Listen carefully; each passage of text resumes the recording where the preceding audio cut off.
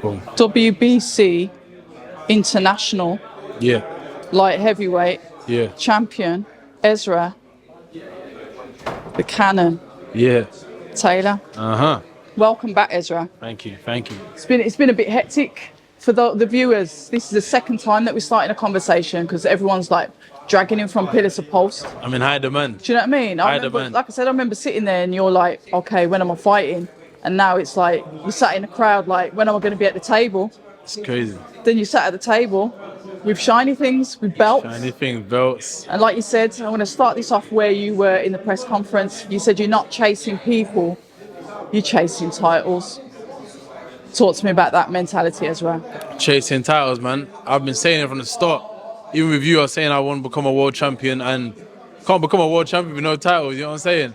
And that's the only way I'm going to really move up the rankings, and it's also going to enable me to fight better opposition, regardless. You know, if I get a title, then I can defend it. Whoever I'm defending it's going to have to be of caliber and of a certain degree to be able to fight for the title. So I just want to keep moving up, and that's what I've been doing slowly but surely. I'm here, man. Before I wasn't at the table, I was kicking off to you. Before I was kicking off to you about bare things, I was kicking off in general, man. A lot of time. Right, man. I'm like the counsellor. Right, yeah. I'm Come that like, big sister see in this. boxing, Come like therapy right now. Come like therapy, and So you relax, so you're comfortable. I'm kicking back, man. Look, I got my leg out here. I'm leaning, but turn this way sideways. You know what I'm saying? But it's just it's a process. With boxing, it's a process, and that's what I've had to learn to realize. You know what I'm saying? I've been wanting to run before I could walk because I want this so much. I'm so hungry and I'm so determined. I want everything now. I'm a very impatient person when it comes to these type of things because I believe I'm ready for this, I'm ready for that, but God's got a different plan for me. And right now, He's done it in a way where He's like, yo, just chill out a little bit and just take your time. And I've been doing it, and now, look, we're here. When did that patience kick in? The patience, sure, I had to. If I didn't have patience, I'd go mental. You know what I'm saying? And what I've learned is patience is the best quality a human can have in everything, in every way of life. And I've started to implement that in everything I'm doing, even in boxing now, my patience, because sometimes I go in there too aggressive. I'll be making mistakes because I'm too gun-ho. But you see, when I really just calm down and just take my time in everything and anything, I just get the better out of it, you know what I'm saying? I see better results, and that's what I'm starting to see in my performances. My performances are getting better and better just because I've been calming it down, taking my time, enjoying it, thinking, processing, and the same thing with my boxing journey as well. I'm saying, yo, I want to fight this guy, I want to do this, I want to do that, I want to do this, but all right, let's just chill out a bit. There's no need to rush. Take your time, and that's where I am now. So this is my 10th fight coming up. Unfortunately, I'm not defending my belt. Do I care? Not really, because I'm the champion. I'm looking at other belts going forward, but I'm looking at fighting. I want to fight. That's the only way I can really set my marker right where I am, and that's what I'm doing now. It's having that mature mindset to say, okay, fair enough, I might not be defending my belt, but I've got a choice here. I can wait for that perfect fight that fits into that category that gets authorised to challenge for the belt, or you can keep active, and keeping active obviously brushes your skills off every single time you get into that ring. So it's about taking those opportunities when they arrive, right? Exactly, and you got to be ready for the opportunity. This is my 3rd fight this year. This is probably the most active I've ever been in my professional career, which I'm so grateful to God for, and my team, and everyone at Queensberry's making it happen. That activity is only going to do me a world of good. It's getting me even more focused than I have been. It gives me a goal.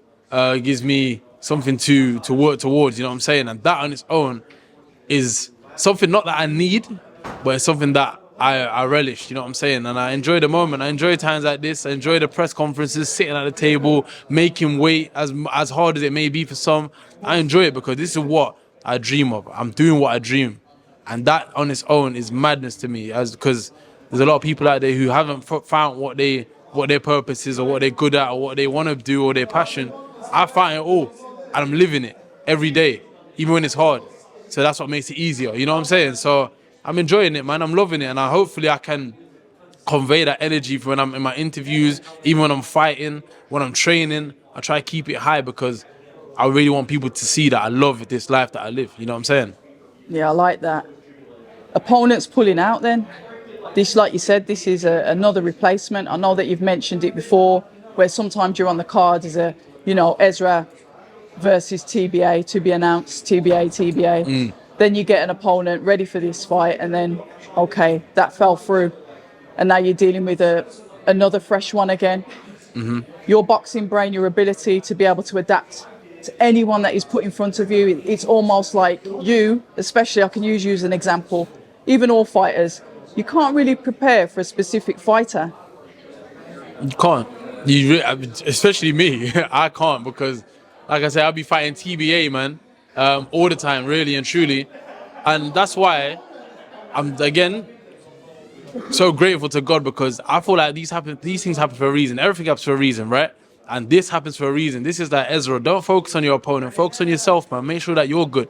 All I need to know is if he's southpaw or orthodox. Other than that, I don't care for nothing else. I don't care if he's a pressure fighter, if he's a back foot fighter. I'm going to figure it out there and then in the ring. And that's what I want to do going forward as well. I leave it to my team to look at my opponents or whatever else. I don't look at my opponents, man. I just know that I go in there, the best version of me can beat anyone. That's what I really believe. So I don't really care who I'm fighting. I'm just grateful to be fighting, because there's been times where I haven't been fighting, you know, and I haven't got an opponent and I wasn't being able to do what I do and etc. So I'm grateful that I'm able to have a fight. I'm able to be active as well and finish off the year in a great way as well. One of the things that I will ask you, I'm gonna put 5 years on this. I'm gonna come back in 5 years, Lord willing, I'm still here, and I'm gonna see if you've got that same hunger. Because sometimes you've got that, you're hungry now. You want that food because you're chasing something. And I'll give Regis Prograis as an example. He's been a 2-time world champion. He said that he almost got the belt and wasn't really bothered that he lost it because he achieved it. So he had that hunger building up to want to get it. But when he got it, it fizzled out. Something that you possibly need to be mindful of, or do you definitely, you got that crystal ball there and you know that hunger is going to carry on with you all the way through your career? Well, to be honest, I spoke to one of my mentors, big up JJ, big up John. I was speaking to him about it, because as someone I'm very determined, my determination's through the roof. I haven't come across anyone who works as hard as me and whatever else. And, you know, everyone knows the end goal is a world champion, right? But then I sat there and I spoke to my mentor, and he says, why does it need to be an end goal? Why do you have to put your flag there? You know what I'm saying? So now I've come to the realization that, you know what? Me becoming world champion is a checkpoint. And that's going to lead me on to more things, because this hunger that I have, that it can't stop. You know, when you live a certain life and have a certain mindset and you think a certain way every single day, regardless of what I get and obtain, it's not going to be enough. It's always going to be, I need more. I need to do more. You know what I'm saying? So at this stage, I believe my hunger is just going to keep going through the roof, because it's going to be, all right, world champion. Okay, now I want to be undisputed or unification. All right, can I go to cruiserweight? Can I go down to super middleweight? I'm going to play around with it all. Just all I know is that the one thing that my flagship is the world champion status. After that, the world's my oyster. I can do whatever I want after that. Pinpoint in your career, I've always said the light heavyweight and the cruiserweight division at one point was the tasty division. It seems to have moved back now, I'd say, to the light heavyweights. Now I'm going to speak to you about a couple of performances, and the first one I'm going to go to, because I haven't spoke to you since, is Joshua Buatsi versus Willie Hutchinson.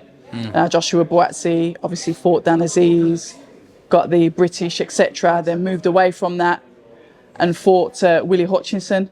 Talk to us about that fight, and in fact, are the light heavyweights something that you do keep your eye on? Do you keep your eye on boxing? Are you interested in these guys? I'm interested in boxing. I love boxing. I pay attention to all the weights. It's not just light heavyweights. But yeah, I watched Joshua Buatsi versus Willie Hutchinson and kept my eyes on it. Davies versus Lewie Edmonson, I kept my eyes on it. Oh, we're going to touch on that. Anthony Yard fighting, I kept my eyes on it. We're going to touch on that. You know what I'm saying? But yeah, with the Buatsi fight, I had a feeling Buatsi was going to win. I'll be honest, I thought Buatsi was going to stop him.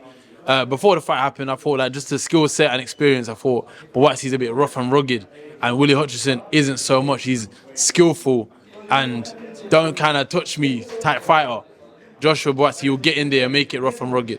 I'll be honest, I think I've seen a decline in Buatsi's maybe power, skill, essentially. Elaborate on that. Yeah, sorry? Elaborate on that. Yeah, because with Buatsi, he's a aggressive fighter, right? And he makes people uncomfortable. At the beginning of his career, he was wiping people out. People couldn't stand with him. He was a big threat. But now, I've seen him against Craig Richards, seen him against Dan Aziz, you know what I'm saying? And we're not seeing that same spite. he still has the skill, but he doesn't have the same spite as such. Because I believe someone like Willie Hutchinson, especially he hurt him, got him down. Once upon a time, I believe he would have been able to get the job done and call it a day. But again, kudos to Willie Hutchinson as well, man. He survived it. That was a step up for him, I feel like. The Craig Richards he fought wasn't the Craig Richards we know, I don't believe. But yeah, it was a good fight between both of them. But Buatsi, I had a feeling he was going to come out on top of that. It's funny that you mentioned, because a couple of people have mentioned how Buatsi's style has slightly changed, but the only thing I can attribute to that would be the potential. His trainer's got maybe a different style, a different approach. But Anthony Yard, then we saw Anthony Yard go in against, can't remember his name now, do forgive me. Talk to us about that fight, because it was, obviously he's had whatever he's had with Queensbury, went over to Boxer, 1 fight deal. You know, everyone's thinking, yeah, it's Joshua Buatsi, including myself, thinking, yeah, he's going to have this 1 fight and then it's going to be Joshua Buatsi, but it's a 1 fight deal. But his performance, he was out of the ring for 8 months. Talk to us about that. He's out of the ring for 8 months. It's not that long, I don't think. Personally, I think I've been there before. You know, I'm just saying. I'm not in the game for excuses, so I can't really pin that to him. The performance was bad. I'll be honest. It wasn't nothing to rant and rave about. It's, if anything, something to raise your eyebrow at. And I keep saying, because since I'm up and coming, yeah, I keep saying, I think these guys are starting to become over the hill. I think they were doing their thing, and when I say over the hill, I mean like, all right, cool, you're starting to plateau a bit. But then some of them, you know what I'm saying, you got the Craig Richards, Dan Aziz, but Buatsi, you're not looking too great as you once were. Anthony Yard, that weren't looking too great. Your best performances was the 2 losses against Kovalev and Beterbiev. So do you think he steps for the type of opponent then? Would you say that? And from a fighter's point of view, you're the one that boxes, not me. I just observe. I don't know, because before that, there hasn't been a medium with him, I don't think. He's gone to the top, and then he hasn't fought anyone in the middle. He's just kind of fought everyone. I get no disrespect to his opponents, but just kind of lower than him. And I think the only opponent he really had in front of him that was a little bit game was Lyndon Arthur. And he lost that fight the first time, came back and smoked him, which he did his thing against. So I don't know, man. That could be a big factor on how he performs, you know. I believe he should have got that guy out. Funny enough, a fun fact, that guy he fought was an opponent who was put to me, who I accepted. I said, yeah, I'll fight him, but the guy didn't want to fight me, believe it or not. But you'll fight Anthony, you'll probably get a bit more money, right?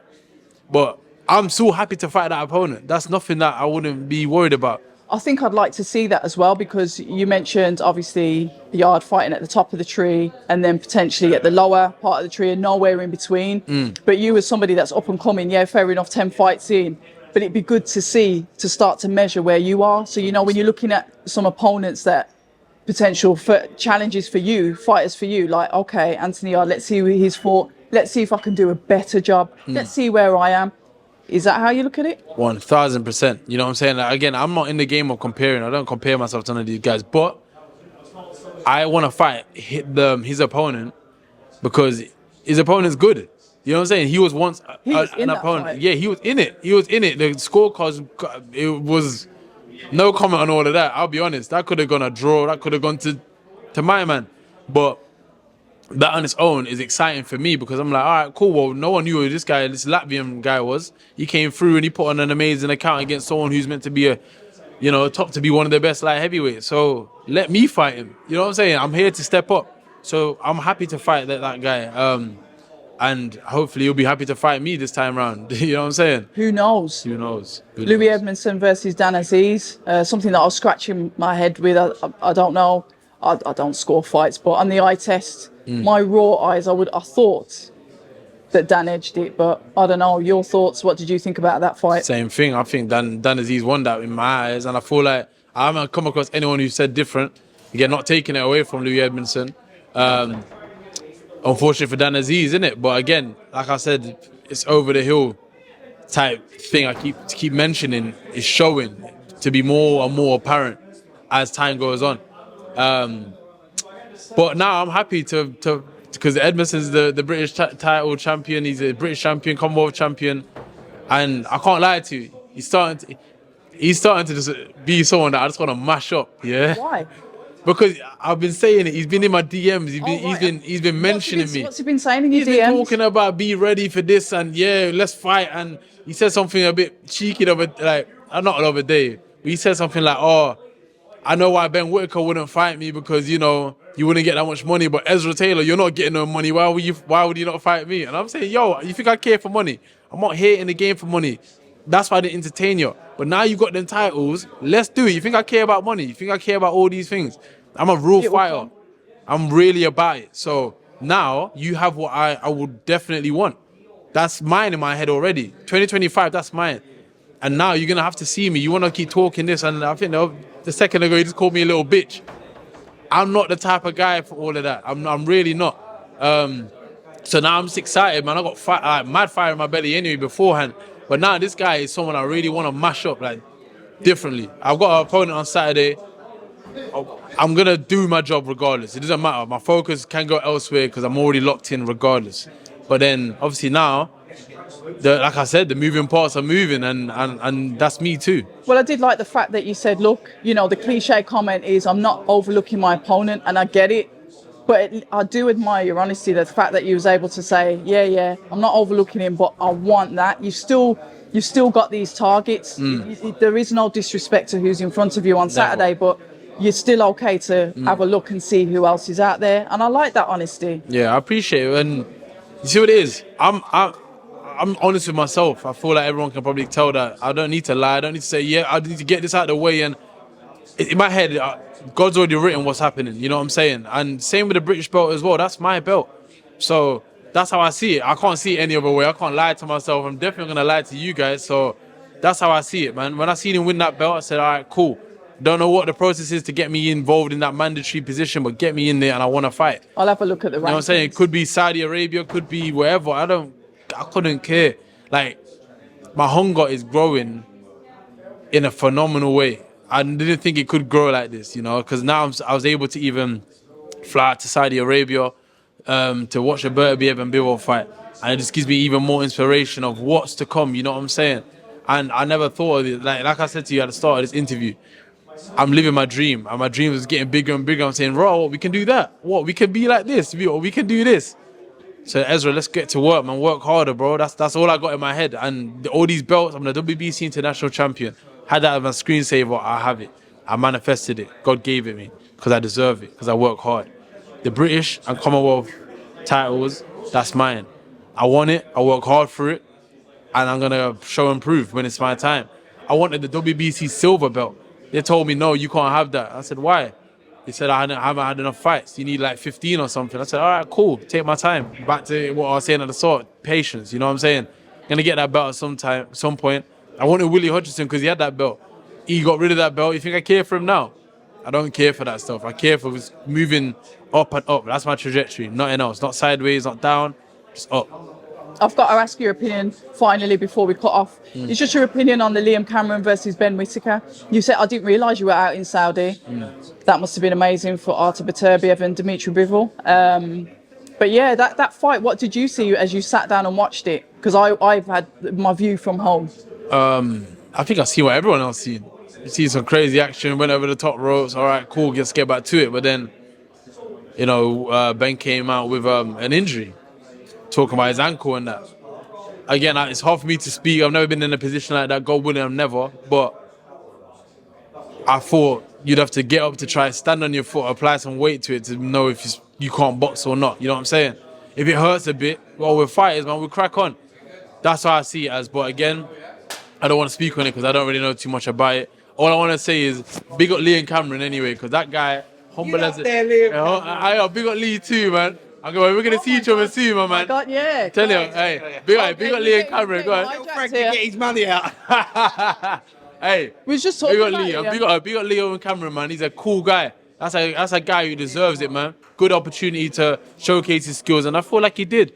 Give it 3 more rounds, you would have known what happened, man. Like, I feel like he was winning that fight, and like I said, 3 more rounds, I feel like Lee and Cameron probably could have got him out of there, I'll be honest, because of what I was seeing. But, this is boxing. Things happen. I'd like to see the rematch, and I don't think anyone would want anything other than that. So, yeah, let them do their thing. But I want Ben Whitaker to win, man. I want him to do his thing over there. I'm gonna do my thing over here, and I've been saying it, and we can just make it a big fight. Put all the marbles on the table. I'm gonna collect them all. You collect them. You collect what you can over there. Then we'll meet in the middle. You know what I'm saying? We love it. Listen, Ezra, it's been a pleasure. Thank you so Always. much for your time. Thank you. All the best. I'll be there on Saturday. So yeah, just keep it moving. Thank you. Keep it moving. Appreciate it, Red. Oh Always. yeah, and tell Richard to answer his damn DMs. People say I'm toxic, and honestly, I don't care.